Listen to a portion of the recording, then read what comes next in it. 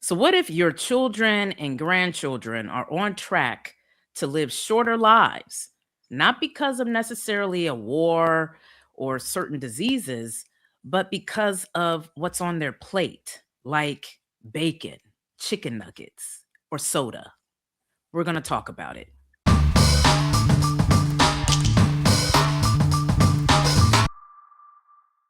Hey, what's up, everybody? Welcome back to yet another episode of the Brewer Report.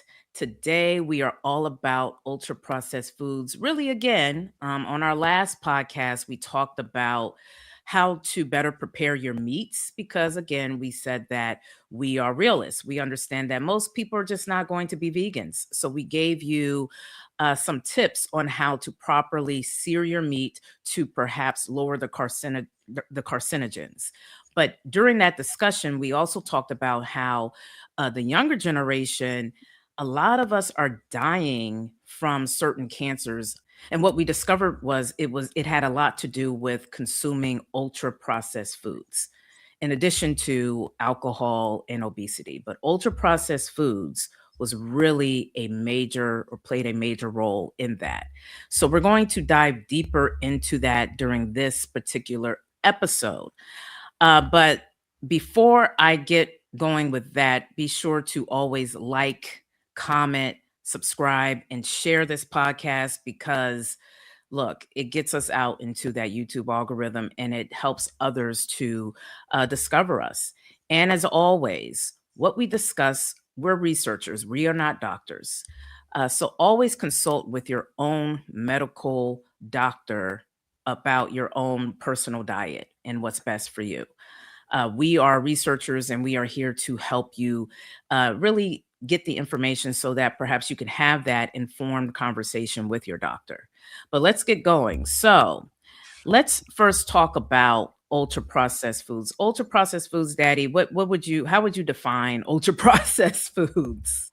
Well, ultra processed foods are basically foods that have been processed. And as we will get into, a lot of it was processed to add preservatives to them, make them taste better, look better, etc., to give it what we call that satiety, to make it, etc. But what happened over time is by adding all of these additives to it, it began to basically have an impact on our health. And we'll get deeper into what some of those additives are. Right. So let's go back in time. So I saw this post. Let me see who it originally was from. I believe it's from Mark Hyman, MD. That's his name. I want to give him credit. This post was on Instagram and he had a great statement here. He says, "It's fine. I ate that on Halloween when I was a kid." A lot of people may feel that way. Hey, I can eat this Snicker bar. I can eat this ice cream or whatever. I ate this as a kid and I'm just fine. But here's what a lot of folks are discovering: a lot of the foods, even the processed foods that were made back in the day, they used different ingredients back then. And that's what Hyman highlights here. So let's go down this slide really quickly. So look at the Reese's peanut butter cup in the 1970s. You had sugar, peanuts, cocoa butter, milk. I won't read it all, but you see, look at the difference between the 1970s and now.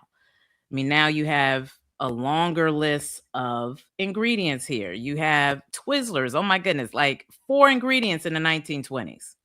And I Now bet you you got that Twizzlers tasted better back then. Go ahead, You got Daddy. sulfate, and then the real kicker on this slide is palm oil, and that is horrible.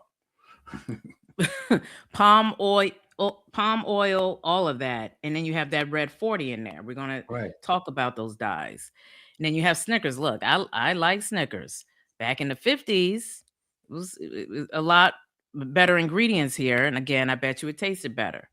And you see what it has now. It has that palm oil my dad was talking about. And that's not good. And I love Snicker bars. Oh my God. Now let's talk about that Doritos. Look, like I said on our last podcast, my generation, we tore up some Doritos, probably still do, especially during school or while we were playing video games.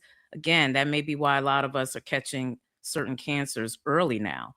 But this particular social media personality, her name is the Food Babe.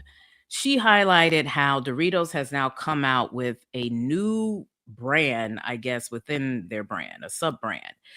And she says it's dumb because she's like, why not make all of your Doritos this way? Because apparently, this new product will not have dyes or artificial flavors. So she's saying, why not just have all of your products this way? Um, what's the point of that? And because this is the products now that we're used to, we see these Doritos, but they're filled with uh, artificial petroleum based dyes, as she highlights there. And she highlights certain artificial dyes here. I believe you see a yellow 5, red 40 here, MSG. All of this is with our Doritos. And look at the difference with US version versus UK version.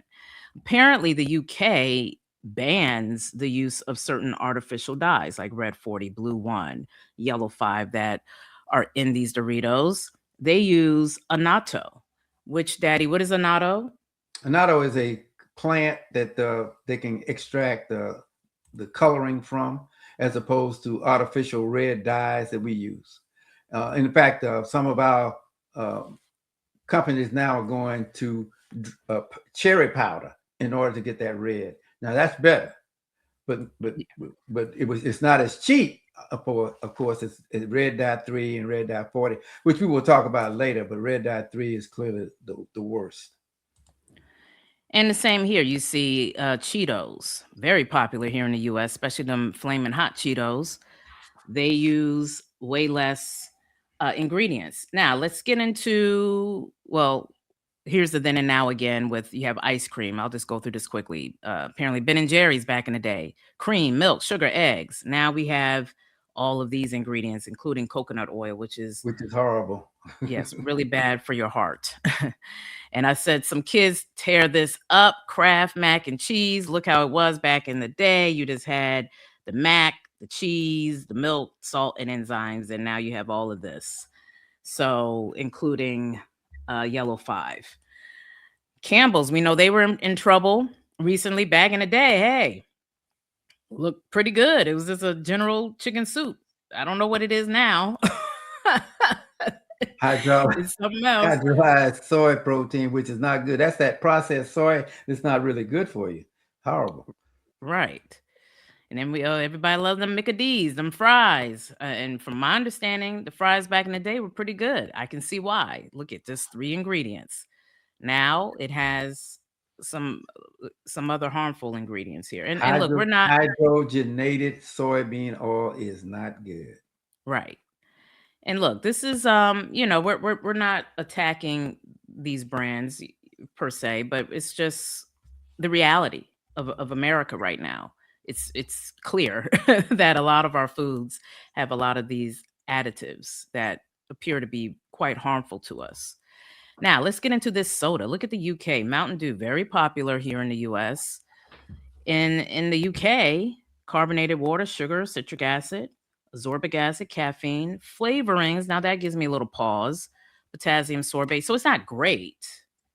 But it has beta Um, carotene as the color, which is okay, good. beta. Yeah. And, and Mhm. and that seems to be the big thing with the UK. It's all about the coloring is different for them. And then you have the US. It has for our coloring yellow Yellow. 5. Oh, God. And I Yeah. used to tear up some Mountain Dew, darn near almost every day back in the day. Can't front. And it has high fructose corn syrup, which is horrible.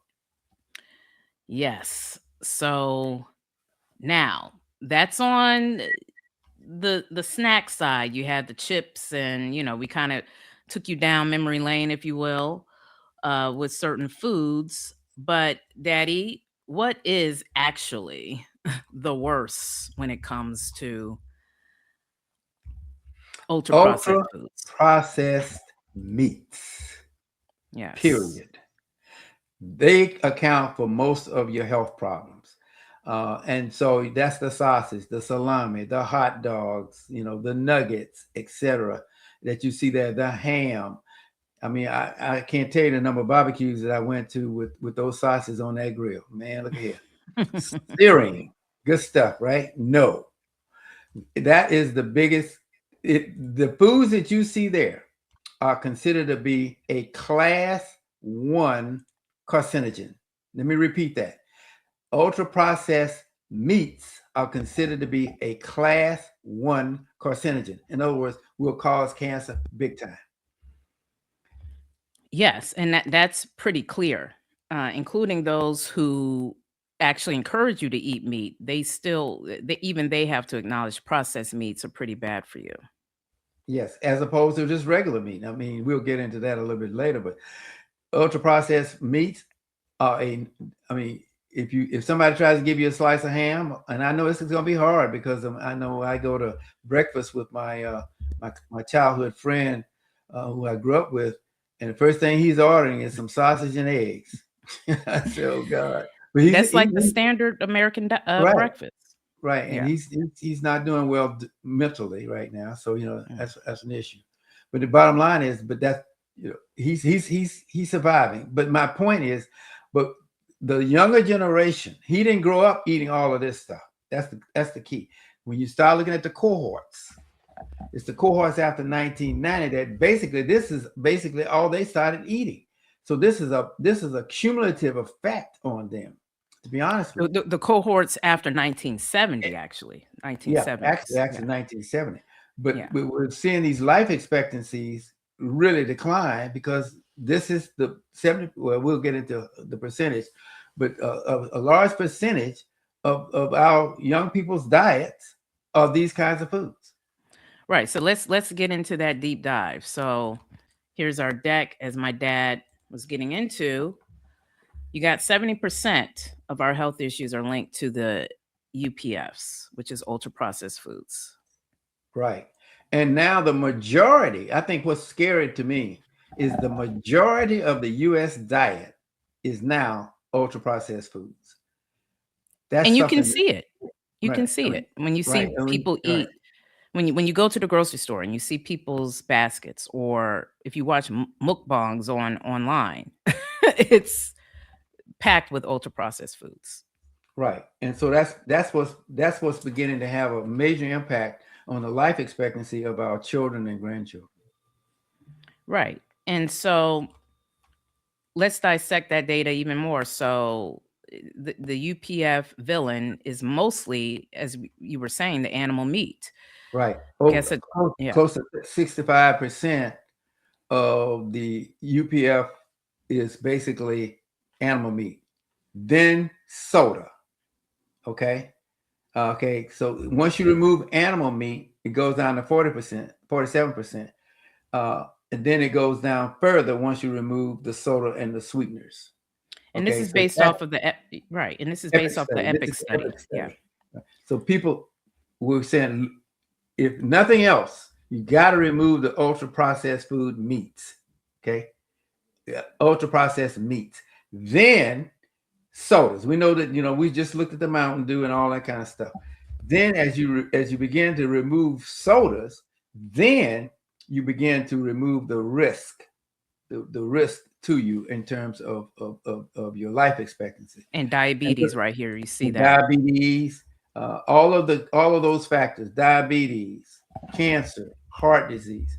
And so we're going to get down to plant-based meats here shortly, because and we'll talk more about those, because that is a processed meat, but it's not the same kind of processed meat Right. as And ultra it processed. confuses people. That's why we're going to talk about it. Right. That's Because right confusing. here, Go ahead. because right here you see diabetes risk. Animal products equals 2 times risk, Right. meaning animal processed foods. Right. Whereas Animal plant-based processed food. meats is only half the risk, Right.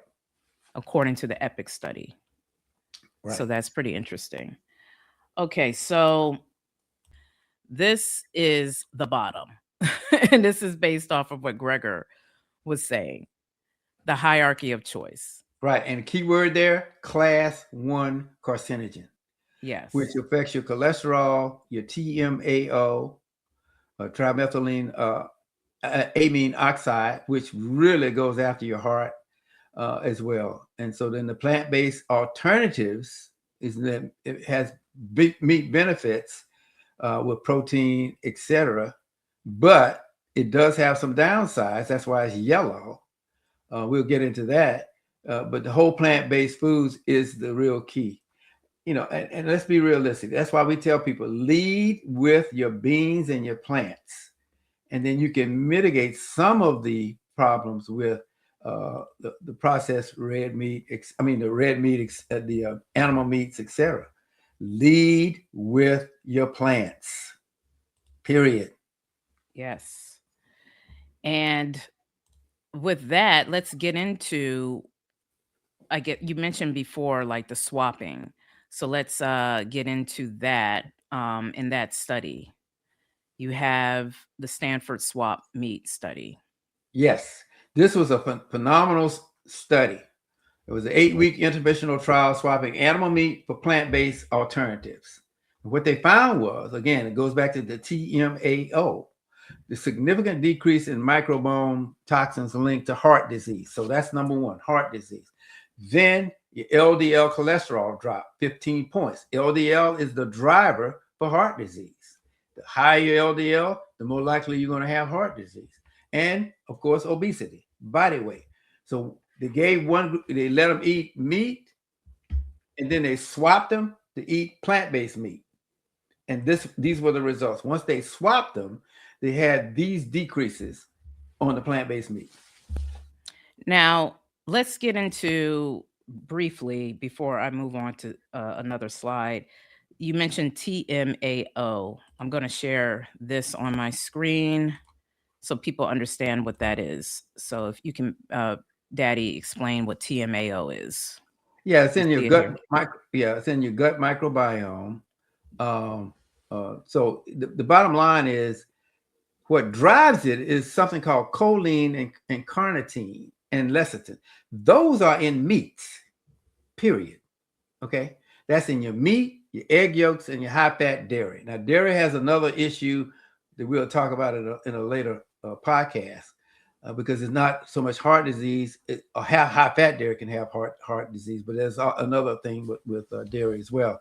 But that gives you your cardiovascular disease and atherosclerosis, which is hardening of the arteries, and your kidney dysfunction. So, meat produces this because of those factors, the carnitine and the choline. Now let's get into also when it comes to eating processed foods, our telomeres. First, let's explain to them what a telomere is. What a telomere is. It's in essence, it determines your biological age. Like, Right. because you When could be they're 20 mentioned. years old. Like, you could be 20 years old in terms of, I guess, like what your annual age is, right? But what are Right. you in terms of your health, in terms of your nutrition? Right. How old is your body? That's what the Right. telomere pretty much tells you. If I go back and look at your grandmother who lived to 102, she had long telomeres. And so people say, "Well, Brewer, how did she get long telomeres? Did she actually have telomeres that actually grew while she was aging?" And the answer is yes. Guess what? A plant-based diet will lengthen your telomeres. In other words, it will extend your life expectancy. How about that?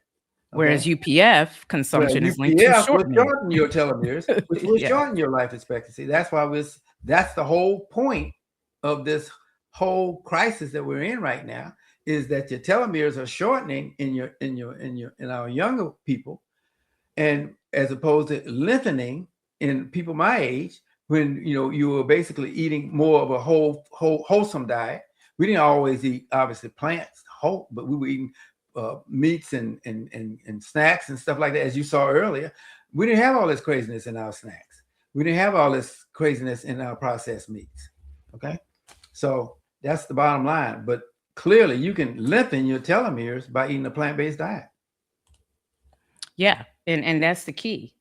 Now, some folks will say, yeah, but a lot of these plant-based foods, they have tons of ingredients. They are also ultra processed. But what people don't realize is, yeah, when you go to the grocery store and you see beef, you'll look at the packaging and it may tell you beef. And you're like, oh, this has to be better for me. This is whole cut beef. All I see as an ingredient is beef. But what they're not showing you are these hidden ingredients in that beef. And now we're talking about non unprocessed meat. This is unprocessed meat that you think, oh, I'm doing better than getting that pepperoni or that bacon. But are you really? Go ahead, Well, here Daddy. Let's do an I got a audit. funny story here because the slaughterhouses, no matter how hard they try, because of the contamination from fecal contamination. In fact, there was an ad by the meat industry that was showing, oh, but plant-based meats and all these things have all these things y'all can't pronounce. And then the plant-based meat people came back with another ad that said, yeah, but y'all got poop. Right. And So that's that right here. Fecal right, contamination, right. Fecal 85%. contamination is 85%, not only your beef, but also your chicken. Okay. And pork. The problem is, and that's why now you know why they put 10 million pounds of antibiotics in your meat to try to counteract that, because they know they can't get rid of it. And when you put antibiotics in your meat, guess what? That gets into your system, which means that affects your immune system as well. And they're not listing those ingredients. But That's they're the not. key. They're Yeah. not. They're not. Yeah. And as we explained earlier in our previous podcast, heat is also applied to these to this process, especially ultra processed meats, which creates heterocyclic amines, which causes cancer. And so it's There's very, levels to it. it And has and a and, lot of levels to it. and you see the comparison here, animal meat versus plant-based meat. Yes, that plant-based meat that people have tried to make a villain because it is ultra processed, but it's everything's not created equal. Hopefully we're clear to you with that. But are Right. there additives with plant-based meat? Yes. The Yeah. sodium, yes, it can Yes. be high, but they're starting to do things to lower that. But it does not have the antibiotics, does not have the fecal matter. Better. And the cholesterol, they're getting better with that, particularly Beyond Meat, once they decide to go with avocado oil. Right, and Beyond Meat is one of the ones that's lowering the sodium. Both Impossible and Beyond are lowering the sodium. The other additive that's a little concerning in plant-based meat is called an emulsifier, but that is not nearly as bad as the stuff on the left. Right, because I mean, here's more of the food compass. I mean, it's pretty clear, you guys. You have animal meat is the worst. Plant-based meat is in that middle. The gold standard is the whole plant-based foods. This is what you want the majority of the time, this top layer right here. And what makes it go back the most salient point on this slide is swapping one serving per day of meat with a plant-based diet will save 100,000 plus U.S. lives per year in heart disease and cancer. That's why we eat mainly plant-based 5 or 6 days out of the week, and we'll have one meat day. Okay, right. Because we are not vegans, so we are no, your, we're your model in many ways. right. And you see that prevent 100,000 when you swap with the plant-based meats. But if you have, which we know is not totally realistic, but if you have mostly whole plant-based foods, I believe the study said 180,000 Yeah, it goes up to lives. 180,000. Yeah, that's Yeah. correct. If you swap, So, yeah. and we can circle back to this slide again, the golden rule of nutrition. Swap that Pop-Tart with the strawberry. Swap that animal burger with the plant-based burger. And so some of you may say, well, I'm at the grocery store. I don't have time to be thinking about telomeres and all of these epic Stanford, Harvard studies. But the Brewer Report, thanks to my dad, has come up with a 5-second rule. Is that what it is? Yeah, 5-second rule. 5-second rule when you're at the grocery store. Go ahead and break it down. Okay, so here's the 5-second rule. You pick up a package, you look at it. If it has more than 5 or 7 ingredients, pause. Okay. If it has hydrogenated and it has high fructose corn syrup and emulsifiers, put it back. But more importantly, if your 10-year-old can't read it, reconsider it. It's like interestipide oil. You can't read. I mean, I had a hell of a time trying to figure that out. And so that's why I'm having you say it. Right. Interestipide esterified oil. And I say, my Mhm. God, and so if your 10-year-old can't read it, you might want to reconsider it. But it's the 5 to 7 ingredients. Go back to where we started the whole podcast. Look at all of those ingredients now that are in your packaged foods. My God. So and back in the day, you only had like 3, 4, maybe 5 ingredients, and that was it. Now, granted, some of that's based on putting extending the shelf life of some of that stuff. But I mean, but some of that stuff will last a lot longer than the expiration date because it's got so much crap in it. And look, again, and we don't want to confuse you because we know that plant-based foods can have some ingredients that are hard to pronounce, but hopefully we are clear on why there just still is a difference. Um, in fact, Gregor has a method here. Is it called the meat methadone strategy? Right. Now, that's kind of a pejorative term because methadone was used to transition people off of opioids back in the day. So Gregor went all in on this one. He's basically saying in order to transition you off of meat, start with plant-based meats and then transition over to whole food plant-based diets. Because at least you'll get the meat taste as well as methadone gave unfortunately the people who are on opioids kept them from having withdrawals so that they could transition off of opioid on into a non-drug environment. So, but um, it is plant-based meats clearly are something that you should consider. Yeah, and I think he's smart to call it that because honestly, ultra processed foods are kind of like a drug on our system. And you do have to wean off of it. You can become addicted. You really can. Well, So, I told you about this friend of mine that he's in his early 70s, and he said when they told him you need to stop eating this high-fat food, yet he loved his fried chicken, he loved all of that stuff, and he had heart disease, and he said I can't do it, and yeah. he didn't survive it. I mean, people, and that's what the whole methadone thing is about. I mean, there's nowhere in the world we can expect for the average American just to stop everything and start eating plant-based meats, stop everything and just throw their diets out. I just one of my friends has got diabetes, so I sent her the diet.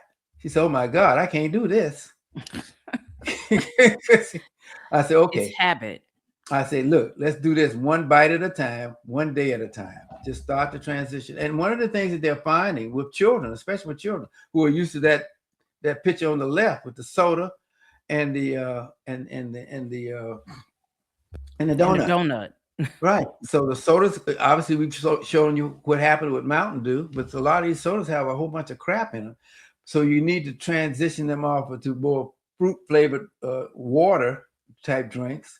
With But maybe you some carbonation if they some need that. carbonation. But the thing about it is, you got to slowly but surely introduce this to them so that their taste buds change and they're not used to such sugary taste. One of the we need to get into red dye. Yeah, Um, yeah, go ahead, talk about that. We didn't get red dye 3, which is found in most of our foods, except California banned it. Europe banned it a long time ago. That causes all kinds of hyperactivity and all kinds of health problems. And so red dye 3 is now going to be banned by FDA starting in 2027. Well, guess what? Red dye 3 and even red dye 40. Red dye 40 is not as bad as red dye 3, but red dye 3 was basically just all over the place. One of my favorite candies is peppermint candy, and that little red stripe around that peppermint is red dye 3 in some of the candies. Brax is one of them. Now, Starlight is no longer has red dye 3; they have red dye 40. So I mean, the candy jar at church is full of that. And so guess what? The kids are grabbing it and they're eating, and guess what? They're bouncing off the walls. So, and so I'm still here, you my guys. I had to point, step my away. point is that but that stuff was banned in Europe, banned in Europe a long time ago. And that's why we rank at the bottom in terms of life expectancy compared to Europeans and Asians, et cetera, the top 12. I mean, we've got to get it together. And now we're going south big time with our children and grandchildren. This is becoming a real crisis. We've got to really turn this around. But yeah, I mean, this is the reality. America, we are processed food junkies, and we really need to fix this crisis. Otherwise, our telomeres will continue to shorten, and folks in my generation will continue to unfortunately pass away from our last podcast. I think it's 17 out of 34 cancers. So this is a very real thing that we really need to. What we're doing is raise awareness and hopefully just get people to eat more of that gold standard, the whole food plant based diet. Be plant forward. We're not telling you to be vegan, but just have that be the majority of your diet. As my dad often says, lead with the fiber. And if you occasionally have some of these ultra processed foods, look, because I'll keep it real, sometimes I do.